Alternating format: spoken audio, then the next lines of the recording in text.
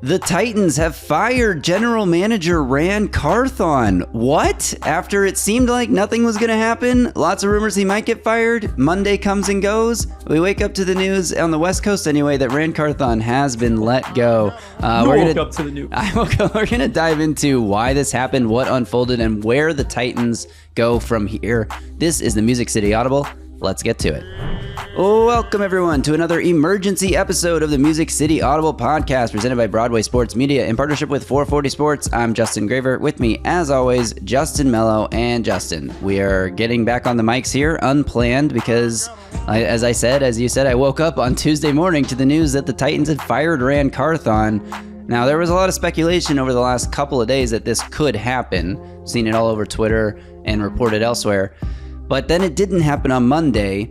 We were still waiting for Amy Adams Strunk to release some kind of statement of confidence in the leadership group. Nothing ever came. And then what do you know? Tuesday, they decide to part ways with Ran Carthon. There's lots of media pieces out there already. Paul Kuharsky put out a great piece on Carthon's time as the GM. But to me, this does not answer any questions about this team. All it does is open a floodgate of new ones. What are the Titans doing, Justin? Yeah, I would like to think that Amy Adams Strunk realizes that in making this half-measure decision, and you guys know what we mean by that, I think, but we'll get into it, obviously, that she was going to open herself up to a world of criticism, right? And she has, right? The responses have been overwhelmingly negative. I'll be honest with you. I'm not going to sit here and say I've got one definitive take outside of them being dysfunctional. Because I'll raise my hand and say that I have very conflicting feelings about this. Because do I think Ran Carthon should have been retained as general manager? No, not really. No, I don't like. It's weird to feel this way when you don't have an issue with the decision that's at the forefront of this.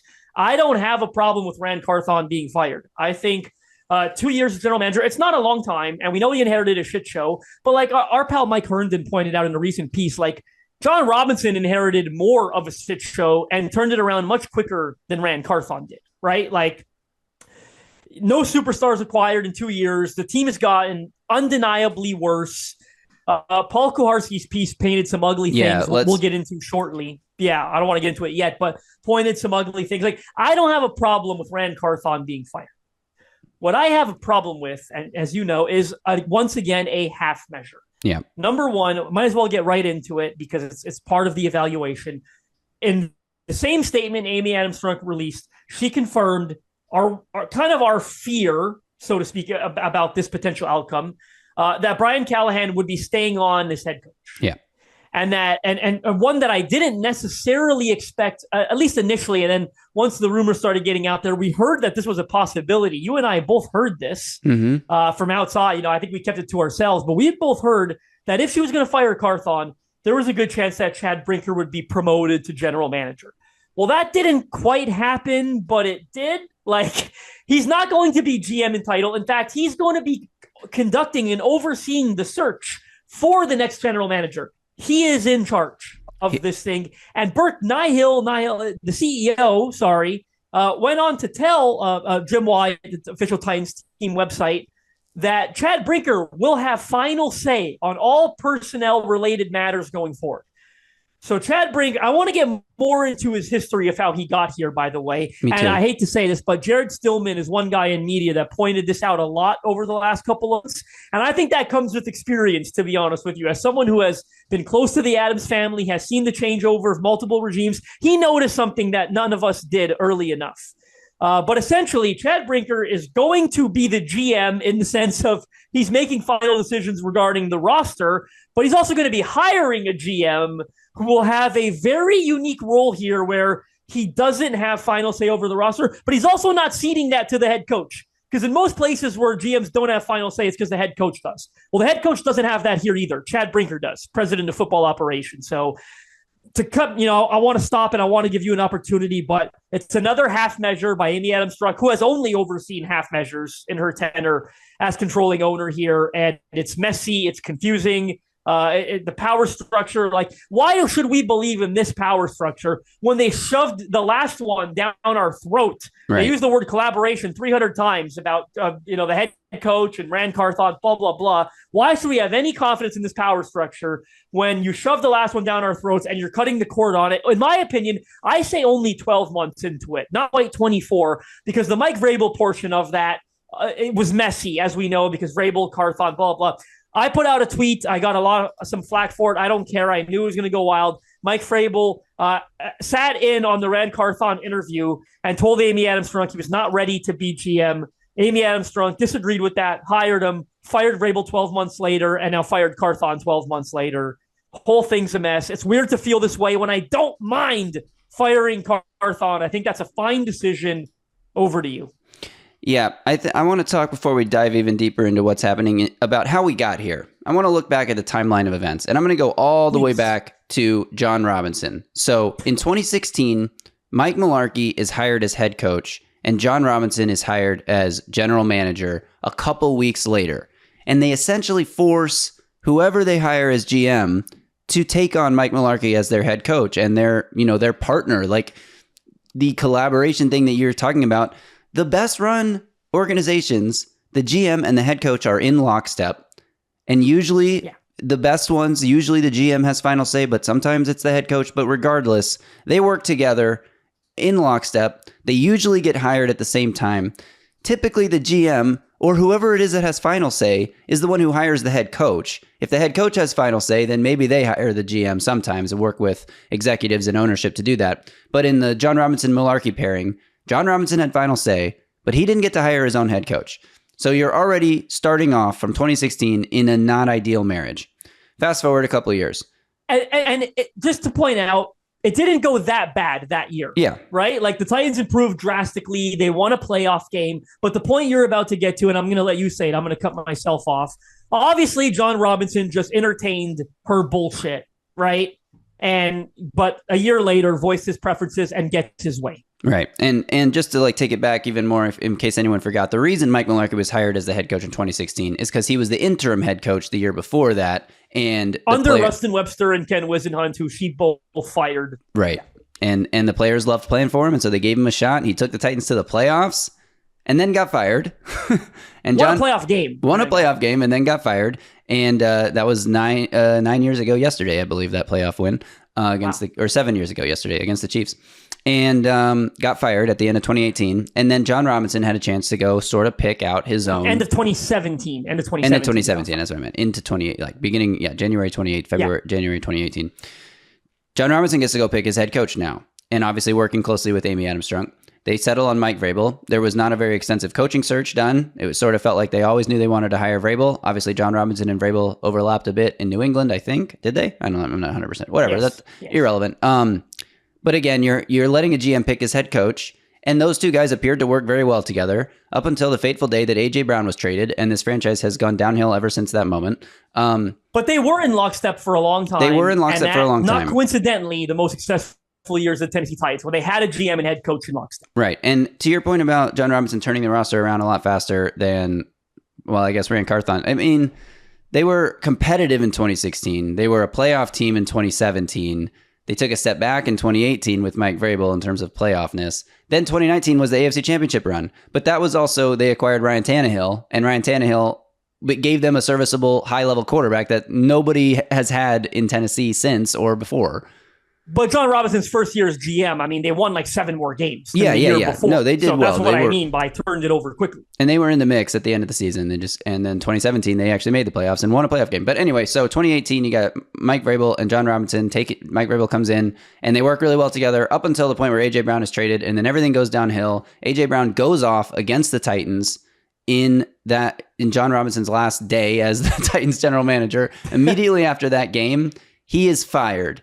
And that always felt like somewhat of an emotional decision by Amy Adams-Strunk to go just fire John Robinson. But obviously the power struggle had been brewing ever since the AJ trade, and that was the final straw. So now you have a interim GM overseeing the team with Mike Vrabel, and the Titans lose a lot of games. The last 7 games, I believe. Last 5, last 7, something like that. And no, because isn't that... Oh, maybe. Isn't that right? how Vrabel's last year ended? Are you confused? This is no, because his last year ended with a win over Jacksonville. Sorry, you're right. Yes, they were 7-4, and then they lost every game for the rest of the year. I'm pretty sure 7-3. I think 7-3. Yeah, whatever, something like that. They won the Thursday night game. Todd Downing got a DUI, and then the rest of the season was garbage.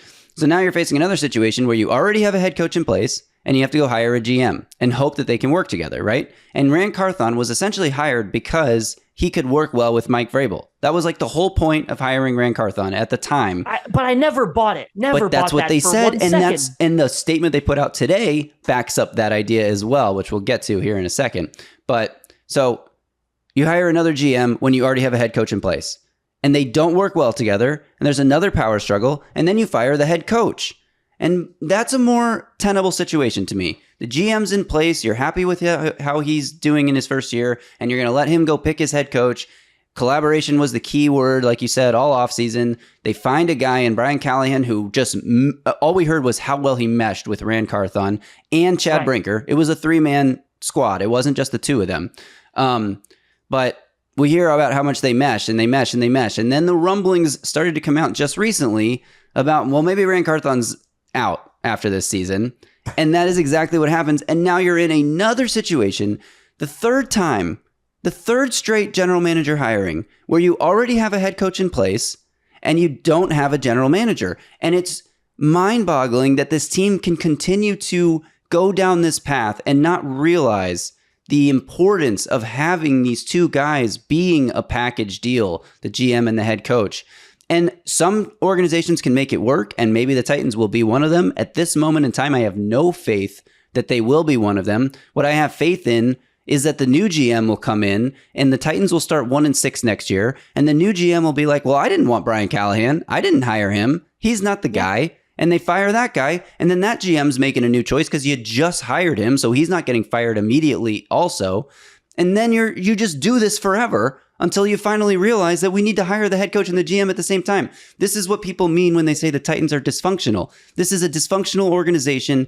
Amy Adams Strunk appears to act emotionally, such as he did with the John Robinson firing. We don't know what is going on with the Ran Carthon firing, but I think we can get into some of the things that were written by Paul Kaharski today, because it was a pretty disparaging piece. I mean, almost like a smear campaign on Ran Carthon. Yeah, Kowarski said, look, I didn't like him, but, I tried to keep that separate from my evaluation of him. There was rumors about him sleeping on the team plane on the way home from games when typically people in his position would be watching tape of the next opponent, yada, yada, or just even I think it was Chad Brinker's comment or Bert Nihill's comment. One of them said something about the next GM is going to be about football all day, every day, all the time. I mean, if you kind of read between the hidden lines, that could have said something about Carthon. I want to say a couple things. Number one, you talked about, firing the head coach potentially. If they fire Callahan in the middle of next season, to be honest with you, we can say dysfunction, but maybe at that point, maybe they'll finally align the GM with the head coach. Yeah. If that's what happens. You know what I mean? Like, I maintain, I don't want to get into it. People hate me for it. I'm sorry. Where they went wrong, if Vrabel got to pick the GM, like I had kind of said, they would probably still have a GM and head coach that are in lockstep right now, right? But they didn't, whatever. The issue that I have right now, and I said this again, I'll say this again, I haven't said it enough. Which GM, it's twofold to a degree.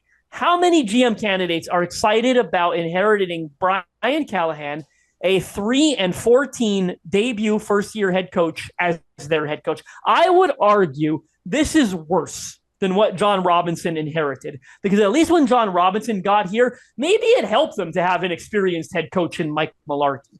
It was Mike Mularkey's third job. Right. John Robinson was new to this, right? Maybe that, I don't think that's crazy of me to say, maybe that helped him. It wasn't smart, but maybe he looks back on it now and says, you know what? I was a little bit fortunate to have Mularkey in that first year. Kind of helped me get the swing of things.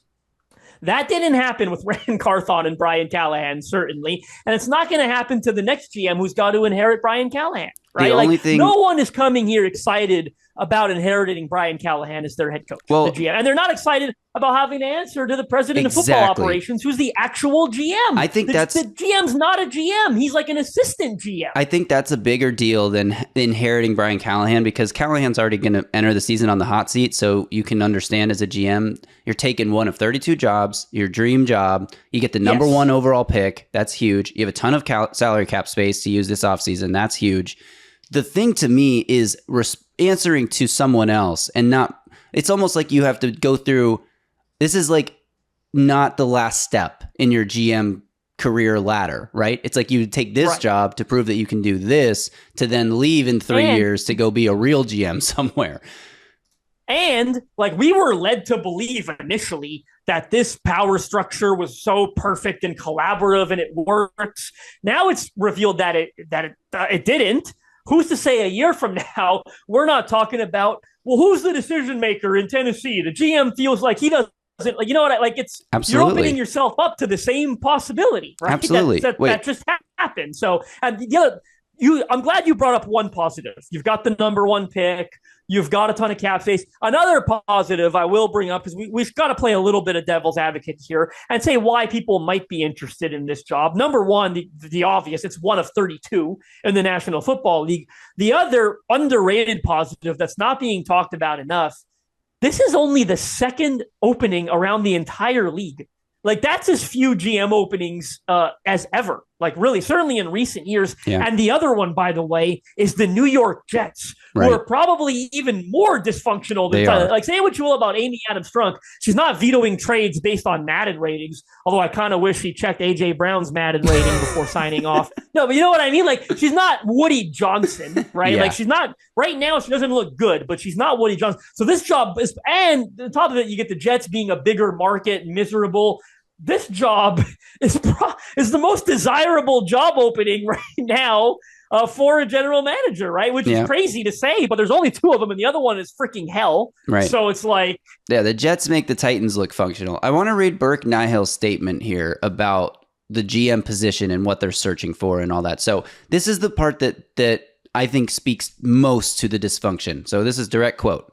Speaking of a change at the general manager specifically, Ran was hired into a very different job description than the one that exists today. Ran was hired for a general manager position that was very specific to the circumstances at the time, and the forecasting was the general manager would be able to partner very closely with the head coach, the existing head coach. That's Mike Vrabel. And as the circumstances exist today, the general manager position is different. And so what Chad, who is leading the search, will be looking for is a very different skill set for a very different job description. That's what I was talking about earlier with the Ran Carthon hired specifically to support Mike Vrabel thing. It's almost like...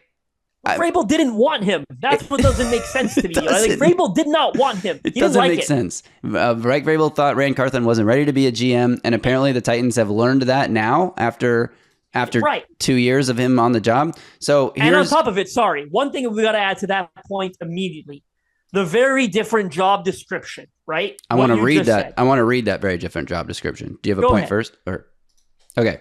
This is Chad Brinker on that very different job description.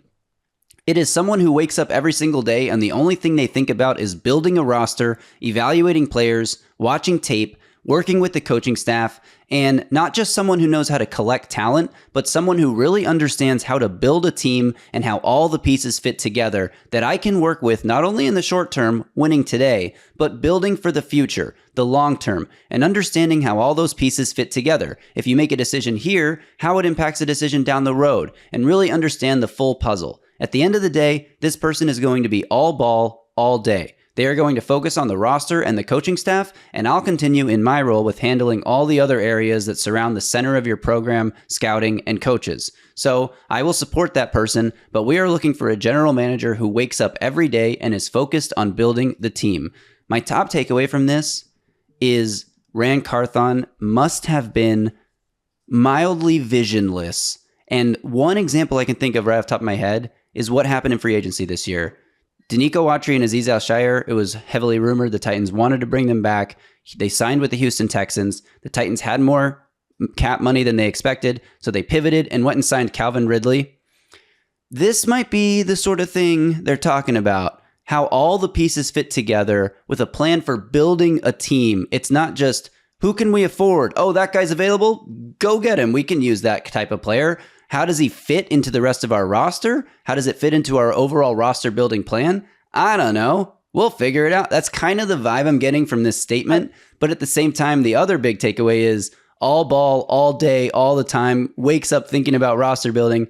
This goes back to what some of the things Paul Kaharski wrote about, for example, Ran Carthon maybe falling asleep on the team plane instead of diving immediately into the tape and things of that nature. So I think this goes to your first point. And there have been other weird things too. Yeah. Right? Like, remember the Kevin Byard trade? Like, there was talk about him having an issue with, I think, processing the paperwork or how long. Like, there's just all kinds of strange things. I didn't want to cut you off, but a point that I don't want us to forget that it's bothering me. I want it's bothering you. Like, about assisting the head coach initially when he was hired. Well, that was Mike Vrabel. Well, didn't he do the same thing for Brian Callahan? Like, a lot of the players he went out to get had direct ties to Callahan. Like, it was very clear that they were building this vision together. Right. So they should have gone together. Right? Like, it's no more full measure. Again, no one's excited about inheriting him as the head coach. So it's all very messy. I got more here from Chad Brinker about what they're looking for. I think the GM position is unique to their respective organizations. This particular job,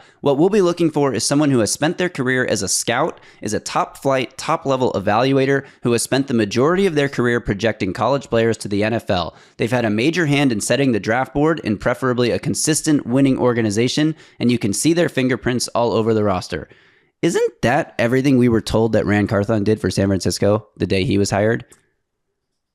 Look, probably. They probably shoved that down our throats. Remember what Mike Vrabel's opinion was initially, was that Ran Carthon was the number 3 in San Francisco, and he should probably be a number 2 before he's a number 1, right? So I think, Carthon kind of, came here fairly inexperienced, in my opinion, and it just didn't work out. But again, it's the half measure thing I've got an issue with. I'll even go on record and say, and this is going to be something positive from me, as you can tell, I've been dogging them the whole time.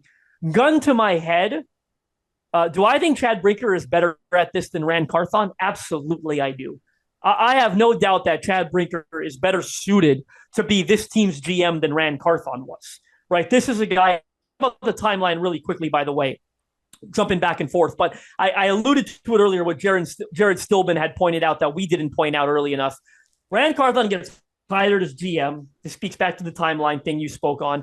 He hires Chad Brinker as his assistant GM. It's got to suck to hire the guy that eventually is probably a reason you're gone, but he hires Chad Brinker as assistant GM.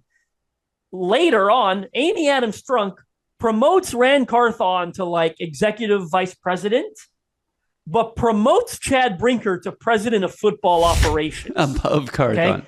I texted an agent days ago when this first appeared on our Reddit that this was a possibility. The initial possibility we heard was they were going to fire Ran Carthon and promote Chad Brinker to GM. That's what you and I heard, right? Initially. The agent texted me back.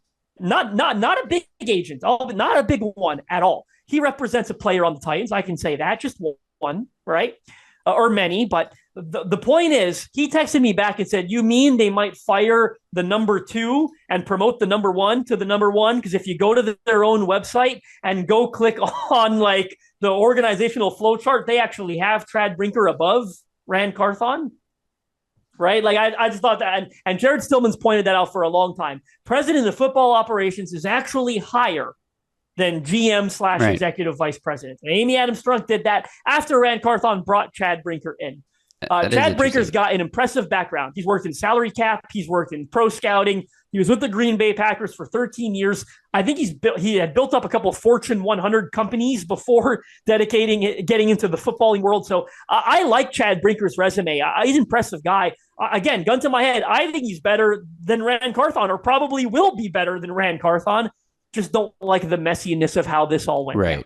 It does make me wonder how much Ran Carthon, because when you look at the free agency moves that were made in Carthon's first season, a lot of the things we heard were that Mike Vrabel, the Andre Dillard signing was Mike Vrabel, and that a lot of these players aligned with what Mike Vrabel wanted, and how much of it was Mike Vrabel making these choices versus Carthon like, picking out players himself. And then last year, as you just said, a lot of guys with ties to Callahan or Callahan's tree and players that would fit what the Titans wanted to do under Callahan. Like, how much of it was Callahan pointing out the players they wanted to go after in free agency?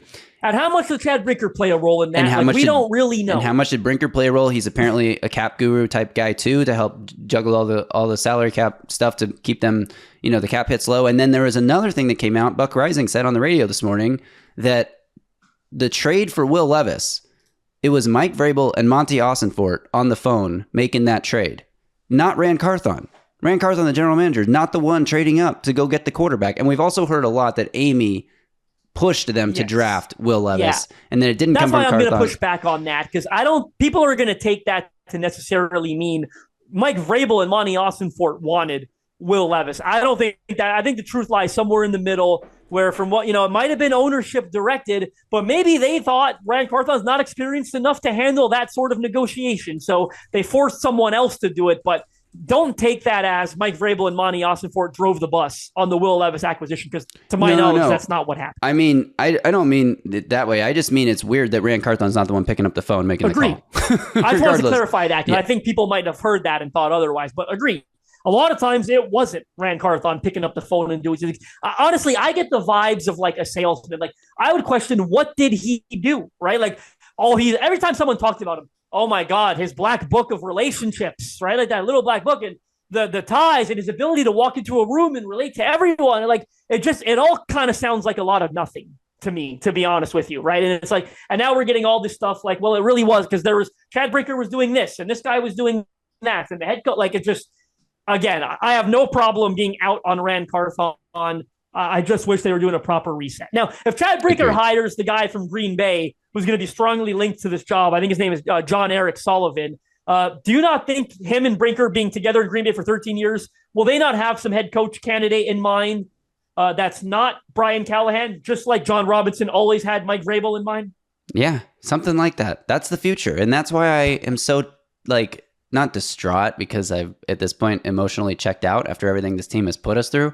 If I was still emotionally invested in this team, I would be more distraught, because it just doesn't make sense to keep going down this same dysfunctional road. Like, just reset everything. But I guess the good news is when Callahan eventually does get fired, Brinker and his new assistant GM, who is actually the GM, but it's only in title because Brinker is the real GM, they'll get to hire their own guy. And then maybe that group will be in lockstep together. And if they have enough time, if Brinker and the GM have enough time, right? Because if Callahan's getting fired, who knows what's happening to them, right?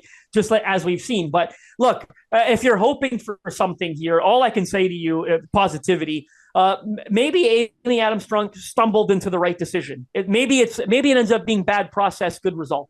I mean, that's the only within hope. The realm of possibility. Like, if they draft a quarterback number 1, for example, and he balls out, that'll mask everything. It saves you. I mean? It saves you. There are ways where this works out well, but right as of now, all we can do is sit here and scratch our head over the process. Yeah. All right. So that'll do it. We'll be back later this week. We got 2 interviews lined up that we're going to record tomorrow. I don't know when we're going to release them, because we weren't planning on doing a podcast yesterday and today and tomorrow and the next. We'll see when these episodes get released.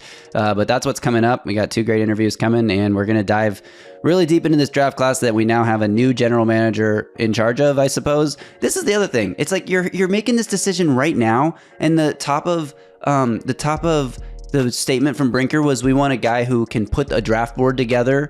It's like, okay, you're going to hire someone in mid-January and expect them to put a draft board together for April? Like, what are you doing? Better come with it already. Exactly. It's a wild...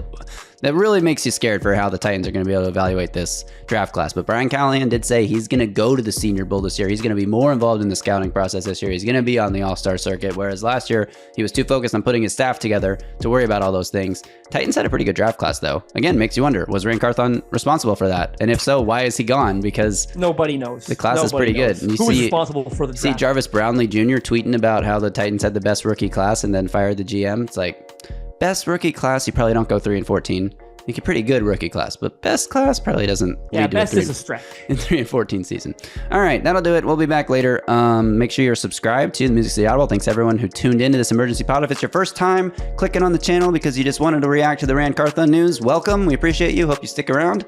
Make sure you hit that subscribe button. Drop a comment below. How shocking is this? Are you happy? Are you sad? Are you distraught? Do you think this team is just in a dysfunctional spiral of doom? I kind of do, but we'll see where things go from here. So thanks again. We'll be back. Until then, y'all stay safe out there and Tighten down.